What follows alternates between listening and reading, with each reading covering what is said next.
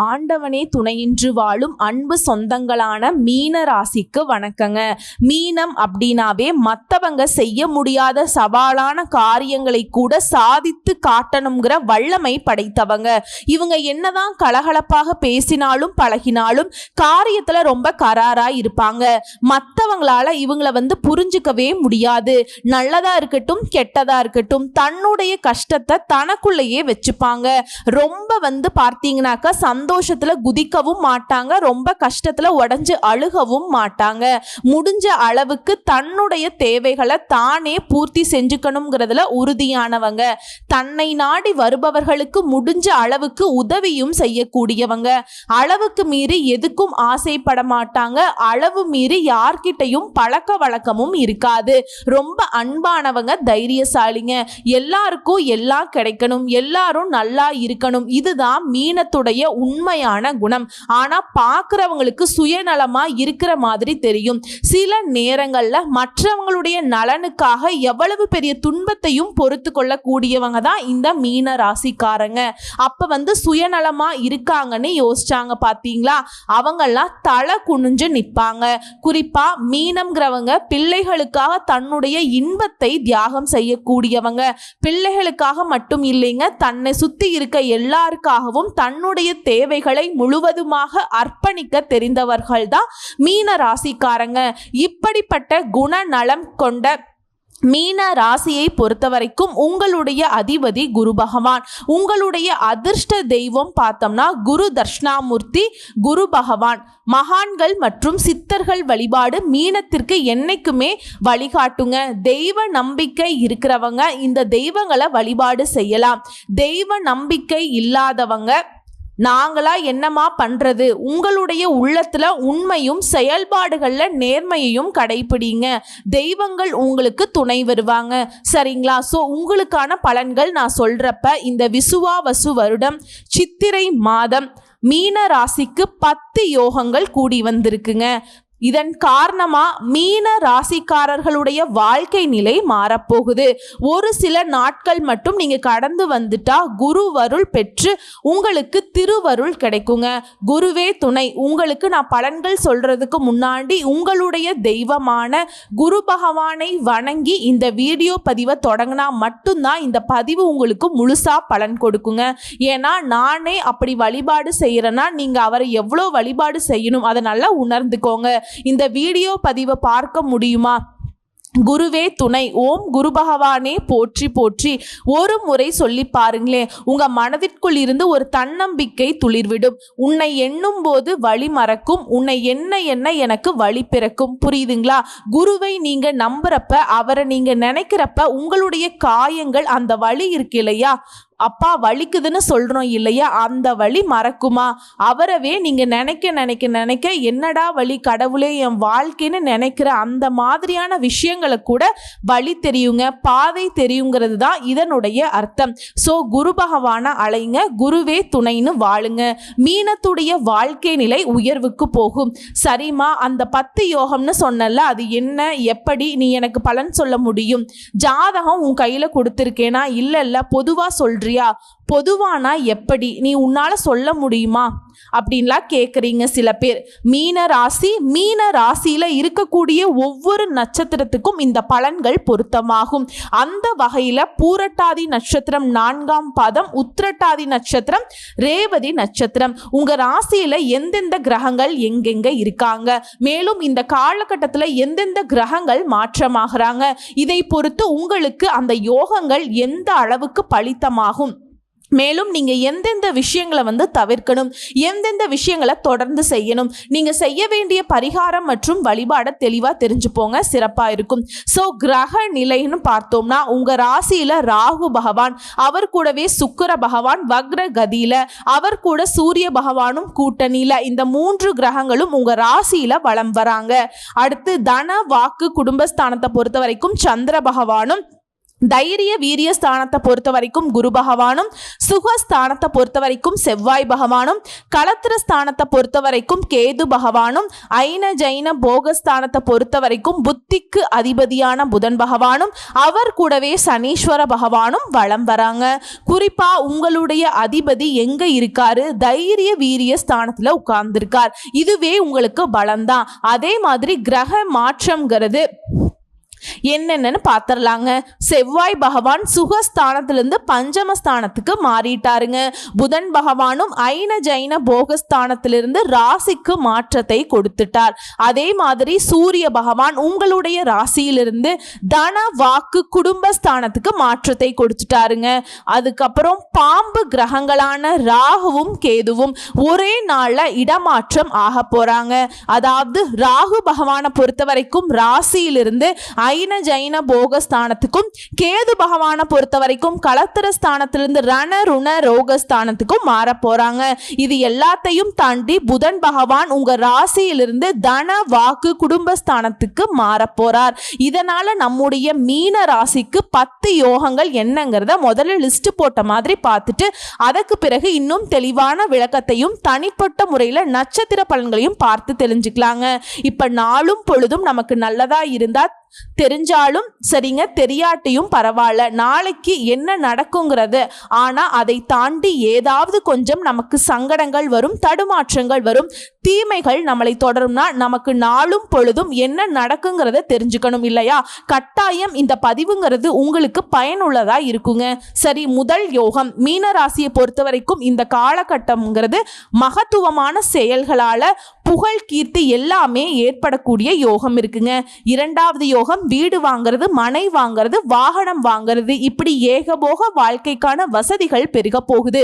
மூன்றாவது யோகம் தந்தை வழியில பங்காளி உறவுகளால உங்களுக்கு இருந்து வந்த சங்கடங்கள் எல்லாமே மறைய போகுது. உறவுகளால உங்களுக்கு உயர்வு தான் இருக்க போகுது. நான்காவது யோகம் சிரமங்களை தாண்டி இந்த காலகட்டத்தில் உங்களுக்கு சிறப்பா நிறைய மாற்றங்களை கொடுக்க போகுது. அடுத்து ஐந்தாவது யோகம் உத்தியோக பணியில இருக்கவங்க மேல் அதிகாரிகளாலையும் கூட வேலை பார்க்குறவங்களாலையும் உங்களுக்கு மதிப்பும் மரியாதையும் கூடும். அதே மாதிரி பெற்றோர் மூலம் வேலை இல்லாதவங்களுக்கு நல்ல வேலை கிடைக்கும். உங்க கூட வேலை செய்யறவங்க உங்ககிட்ட அனுசரணையா நடந்துப்பாங்க. அடுத்து ஆறாவது யோகம் வீண் பிரச்சனை மனக்குழப்பங்கள் எல்லாமே இப்ப விலகுதுங்க. நீங்க செய்யக்கூடிய உத்தியோகத்துல சிறந்து விளங்க போறீங்க. அடுத்து ஏழாவது யோகம் வியாபாரிகளை பொறுத்த வரைக்கும் சொந்தமா தொழில் செய்றீங்க. ஆண்களோ பெண்களோ சின்னவங்களோ பெரியவங்களோ எந்த தொழில் செய்தாலும் சரிங்க, நடைபாதை வியாபாரம் பண்ணாலும் சரி, சின்ன பெட்டிக்கடை வச்சிருந்தாலும் சரி, என்ன தொழில் செய்தாலும் சரிங்க, உங்களுடைய தொழில் சிறப்பான பலன்களை கொடுக்க போகுது. அடுத்து எட்டாவது யோகம் கடந்த காலத்தை விட கடந்த கால கஷ்டங்கள் எல்லாமே மறைந்து எந்த வேலையை செய்தாலும் சரிங்க அதுல கூடுதல் லாபம் கிடைக்கும். தொழில விரிவுபடுத்துவதற்கான வேலை இப்ப செய்ய போறீங்க. அதே மாதிரி தொழில் நிமித்தமா சிலர் தூர தேச பயணம் மேற்கொள்வீங்க. அடுத்ததா ஒன்பதாவது யோகம் மீனராசி பெண்களுக்கும் சரி ஆண்களுக்கும் சரி உடல் நலனில் இருந்த சங்கடங்கள் மறையுது. கணவரை விட்டு பிரிந்தவர் கூட கணவர் கூட மீண்டும் சேர்வதற்கு வாய்ப்பு இருக்குங்க. அதே மாதிரி மனைவியை விட்டு பிரிந்த மீனராசி ஆண்களுக்கும் தன் மனைவி கூட சேர்வதற்கான வாய்ப்பு இருக்கு. உங்களுடைய கணவர் உங்களுக்கு அனுகூலமான பலன்களை ஏற்படுத்தி கொடுப்பாங்க. இது ஆண்களுக்கும் பொருந்தும் பெண்களுக்கும் பொருந்தும். அதே மாதிரி குழந்தை பாக்கியம் கிட்டும். அடுத்தாவது 10வது யோகம் திருமணம் ஆகாதவங்களுக்கு நீங்க எதிர்பார்த்த மாதிரி ஒரு நல்ல வரன் அமையும். அதே மாதிரி ஆல்ரெடி திருமணமான தம்பதிகளுக்கு குழந்தை பாக்கியம் கிட்டும். நீங்க கொடுத்த வாக்க காப்பாற்றக்கூடிய வாய்ப்புகள் கைகூடி வரும்.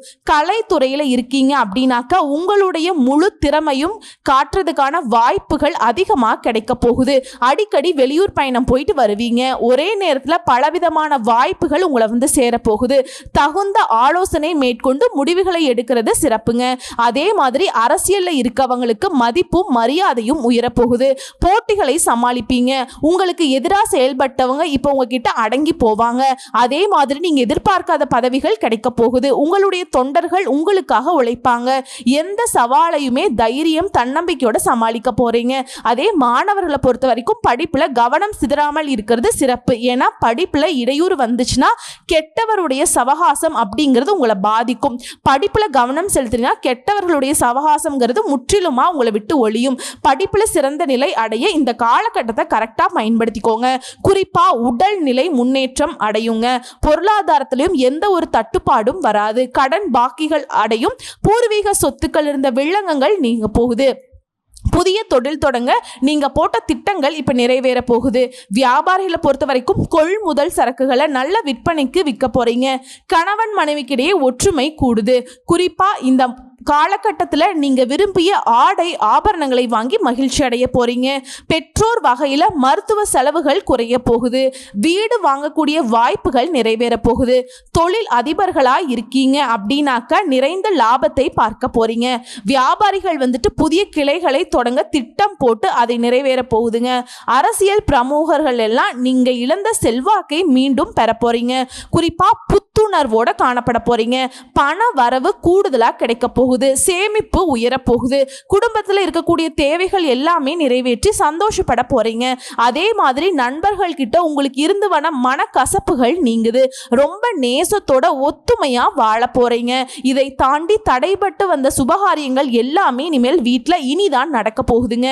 இப்போ உங்களை பொறுத்த வரைக்கும் இதுவரைக்கும் பார்த்தது மீன ராசிக்கு இந்த காலகட்டத்தில் எந்த அளவுக்கு அதிர்ஷ்டமான வாய்ப்புகளை அள்ளி அள்ளி கொடுத்துருக்குறத லிஸ்ட் போட்ட மாதிரி பார்த்தாச்சுங்க.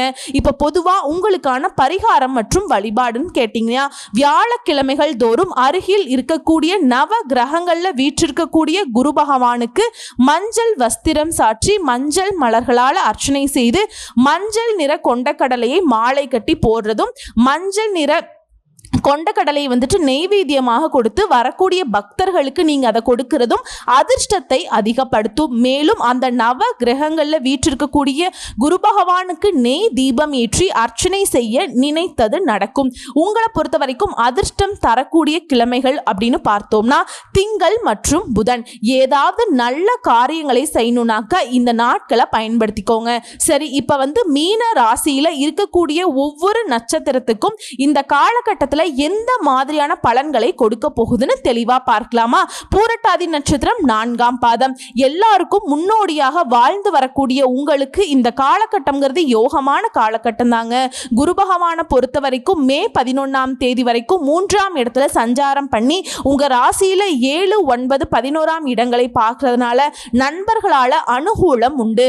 குடும்பத்துல நிம்மதி உண்டு. கூட்டு தொழில ஆதாயம் கிடைக்கும். பெரியவங்களுடைய ஆதரவு கிடைக்கும். இடம் வாங்குறது, வீடு வாங்குறது, இது சம்பந்தப்பட்ட முயற்சிகள்ல வெற்றி அடைய போறீங்க.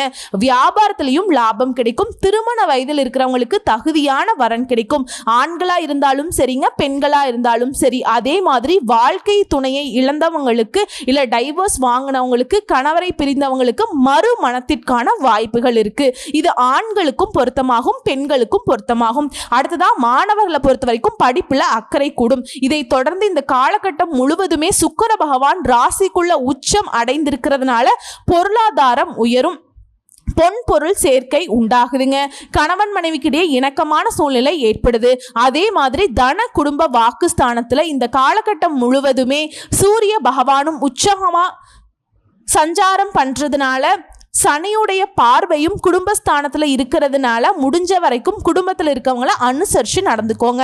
வார்த்தைகள்ல நிதானத்தை பயன்படுத்துங்க. யார்கிட்டையுமே உங்க கோபத்தை இந்த காலகட்டத்தில் வெளிப்படுத்தவே கூடாது.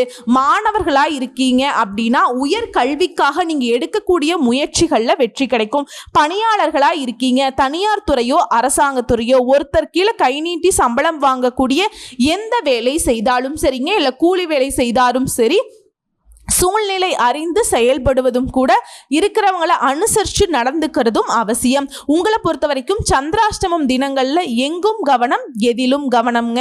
அதே மாதிரி உங்களை பொறுத்த வரைக்கும் பரிகாரம் மற்றும் வழிபாடு அணு தினமும் நடராஜ பெருமாளை வழிபாடு செய்ய நன்மைகள் உண்டு. அடுத்து உத்திரட்டாதி நட்சத்திரம். நினைச்சதை சாதிக்கக்கூடிய உங்களுக்கு இந்த காலகட்டம் முன்னேற்றத்தை தரக்கூடிய காலகட்டங்க. விரயஸ்தானத்துல சனி பகவான் சஞ்சாரம் பண்றதுனால பல வழிகள்ல செலவு கொடுத்தாலும் தன குடும்பாதிபதி செவ்வாய் 5ஆம் இடத்துல நீச்சம் அடைவதனால பிள்ளைகளுடைய நிலையில உங்களுக்கு இருந்த சங்கடங்கள் விலகுது. பூர்வீக சொத்துக்கள்ல உண்டான பிரச்சனைகளுக்கு முடிவு கிடைக்குது. மனசுல புதிய சிந்தனை பிறக்கும். உங்க விருப்பங்கள் எதுவோ அதை தேடி மனம் ஏங்குங்க.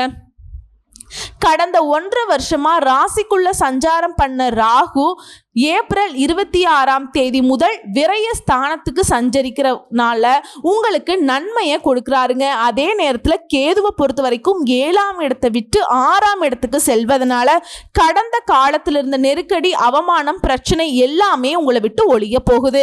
உடல் நிலையில் இருந்த பாதிப்புகளும் விலகி ஆரோக்கியமா நடமாட போறீங்க. வம்பு வழக்குகள் உங்களுக்கு சாதகமா மாறும். வெளி வட்டாரத்தில் மீண்டும் உங்களுடைய செல்வாக்கு உயரப்போகுது. உங்களை விட்டு விலகி சென்றவங்க மீண்டும் உங்களை தேடி வந்து பேசுவாங்க.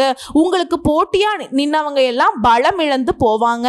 வியாபாரம், தொழில இருந்த சங்கடங்கள் விலக ஆரம்பிக்கும். அதே நேரத்தில் செலவுகளும் கொஞ்சம் வருங்க. ஆனா சுப செலவுகளா தான் வரும், பயம் வேண்டாம். பணத்தை முடிஞ்ச அளவுக்கு பார்த்து செலவு பண்ணுங்க. அதே மாதிரி ஏதாவது ஒரு விஷயத்துல நீங்க வைப்பு வைக்கிறீங்க, இல்லை முதலீடு பண்ணுறீங்க அப்படின்னாக்கா யோசிச்சு பண்ணுறது நல்லது. இல்லைனா அது வீண் செலவாக மாறிடுங்க. பணம் கரையிறதுக்கு வாய்ப்பு இருக்குது.